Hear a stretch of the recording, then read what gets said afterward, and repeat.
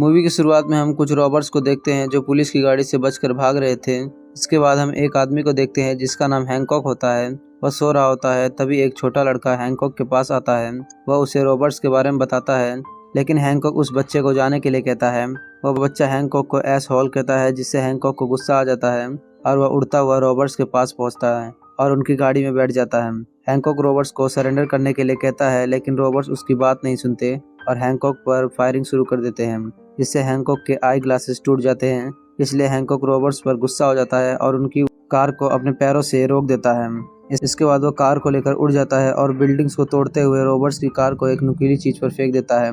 शाम को हैंकॉक बाहर जाता है तो वह देखता है कि न्यूज में सभी हैंकॉक को गलत ठहरा रहे होते हैं। वह सोचते हैं कि हैंकॉक का सिटी में रहना ठीक नहीं है।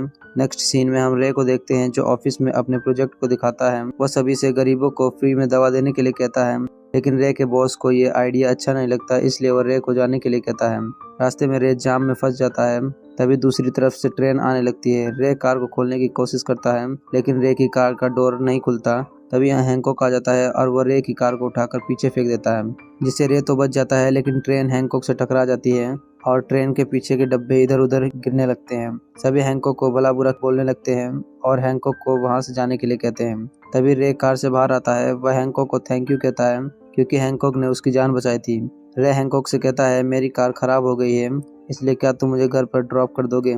हैंकॉक रे की कार को उड़ाकर उसके घर पर छोड़ता है। यहाँ हैंकॉक रे की वाइफ मैरी से मिलता है।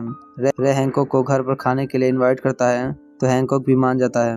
रे का बेटा एरन हैंकॉक से कहता है कि मिशेल नाम का लड़का उसे परेशान करता है, तो हैंकॉक कहता है कि वह मिशेल के दोनों टांगों के बीच में मारे। मैरी इस बात पर गुस्सा होने लगती है और कहती है, एरन को ये सब मत सिखाओ। जब हैंकॉक जाने लगता है तो रे उससे कहता है, तुम लोगों से अच्छे से बात किया करो, कोई भी तुम्हें पसंद नहीं करता, इसलिए मैं चाहता हूँ कि तुम अपनी पावर से लोगों की मदद करो। मैं तुम्हें सुपर हीरो बनाना चाहता हूँ। रे हैंकॉक को अपना कार्ड देता है और कार्ड लेकर हैंकॉक उड़ जाता है। रात में मैरी रे को हैंकॉक से दूर रहने के लिए कहती है। वह कहती है कि हैंकॉक को तोड़फोड़ और तबाही मचाने के अलावा कुछ नहीं आता। ये सब बातें हैंकॉक छत पर बैठकर सुन रहा होता है। हैंकॉक ये सुनकर सैड हो जाता है। अगले दिन हैंकॉक रे के घर जाता है। यहाँ उसे मिशेल नाम का लड़का मिलता है जो हैंकॉक को एसहॉल कहता है। हैंकॉक उसे ऐसा कहने से मना करता है, लेकिन मिशेल के बार बार कहने पर हैंकॉक उसे उठाकर आसमान में फेंक देता है। इसके बाद रे हैंकॉक को उसकी कुछ वीडियोस दिखाता है जिसमें उसने सबकी मदद तो की थी, लेकिन फिर भी उसे सभी गलत बोलते थे। तभी मैरी घर पर आ जाती है। वह न्यूज़ देखती है तो हमें पता चलता है कि शहर के लोग हैंकॉक को बिल्कुल भी पसंद नहीं करते और सभी चाहते हैं कि हैंकॉक पुलिस को सरेंडर करे। रे भी हैंकॉक को सरेंडर करने के लिए कहता है।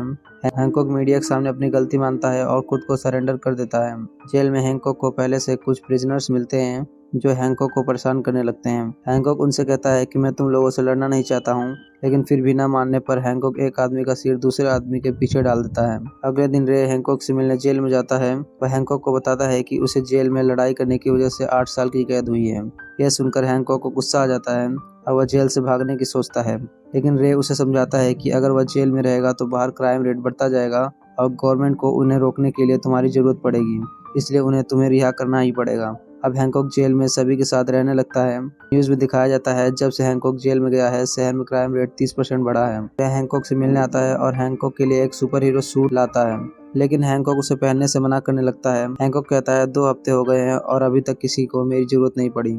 इस पर रे कहता है जरूरत पड़ेगी। अगले दिन जब हैंकॉक बास्केटबॉल खेल रहा होता है तभी बॉल बाहर चली जाती है। जब हैंकॉक बॉल लेने बाहर जाता है तो सभी को लगता है कि अब हैंकॉक भाग जाएगा, लेकिन वह वापस जेल में आ जाता है। उसी रात पुलिस कमिश्नर का कॉल आता है। वह हैंकॉक से मदद मांगता है। हैंकॉक अपने हाथ से शेविंग करता है। नेक्स्ट सीन में हम पुलिस और रॉबर्ट्स के बीच शूटआउट देखते हैं, जिसमें एक लेडी पुलिस ऑफिसर फंस जाती है। तभी यहाँ हैंकॉक अपने सुपर हीरो सूट में आता है। हैंकॉक कार के पीछे छुपकर उस लेडी ऑफिसर को बचा लेता है। इसके बाद हम उस बिल्डिंग को देखते हैं जहाँ रॉबर्ट्स ने लोगों को बंदी बनाकर रखा था। हैंकॉक एक एक करके सभी को मार देता है। लास्ट में रेड नाम का आदमी बचता है। वह हैंकॉक से कहता है, अगर तुम आगे बढ़ोगे तो मैं इस रिमोट के बटन को दबा दूंगा, जिससे यहाँ मौजूद सभी लोग ब्लास्ट हो जाएंगे। रेड हैंकॉक को लॉकर खोलने के लिए कहता है। हैंकॉक रेड का वह हाथ काट देता है जिसमें रिमोट होता है। वो कटा हुआ हाथ ऑफिसर को देता है। सिटी के लोग अब हैंकॉक के फैन बन चुके थे। रात में हैंकॉक रे और मैरी के साथ डिनर करने रेस्टोरेंट जाता है, जहाँ सभी लोग हैंकॉक को घेर लेते हैं और उसकी वाहवाही करते हैं। हैंकॉक रे से पूछता है कि तुम दोनों कैसे मिले थे। रे बताता है कि उसकी पहले एक वाइफ थी जो एरन को जन्म देने के बाद मर गई थी। एक दिन जब मैं मार्केट गया था वहीं मैरी मुझसे मिली थी। रे हैंकॉक से पूछता है कि तुम कहाँ से आए हो। हैंकॉक बताता है, मैं मायामी से आया हूँ। जब मेरी आंखें खुली तो मैं मायामी के हॉस्पिटल में इमरजेंसी रूम में था। शायद मैं उस वक्त एक आम आदमी था, लेकिन जब मुझे होश आया तो मैं बिल्कुल बदल गया था और मेरी चोट भी ठीक हो गई थी। मेरे पास से सिर्फ बबल गम और 2 फिल्म के टिकट्स थे। शायद वो फिल्म 80 साल पुरानी थी। रे कहता है तुम्हारी ये स्टोरी कभी न्यूज में नहीं छपी। इस पर हैंकॉक कहता है ये न्यूज 80 साल पुराने न्यूज़पेपर में छपी थी। हैंकॉक बताता है कि वह कभी बूढ़ा नहीं होता और जब वो हॉस्पिटल में था तब कोई भी उससे मिलने नहीं आया था। ये सुनकर मैरी इमोशनल हो जाती है और वह वहीं पर रोने लगती है। हैंकॉक रे को उसके घर पर छोड़ता है। इसके बाद हैंकॉक मैरी के करीब आने लगता है। तभी मैरी हैंकॉक को उठाकर फेंक देती है, जिससे उसके घर में बड़ा होल हो जाता है। मैरी हैंकॉक से कहती है अगर तुमने रे को कुछ भी बताया तो मैं तुम्हें मार दूंगी। अगले दिन जब रे उस हॉल को देखता है तो मैरी उसे बताती है कि हैंकॉक के छींकने की वजह से ये हुआ है। तभी यहाँ हैंकॉक आ जाता है। मैरी उसे घर से बाहर जाने के लिए कहती है। हैंकॉक कई चीज़ों से मैरी को मारता है, लेकिन मैरी को कुछ नहीं होता। हैंकॉक मैरी को मिलने के लिए बुलाता है।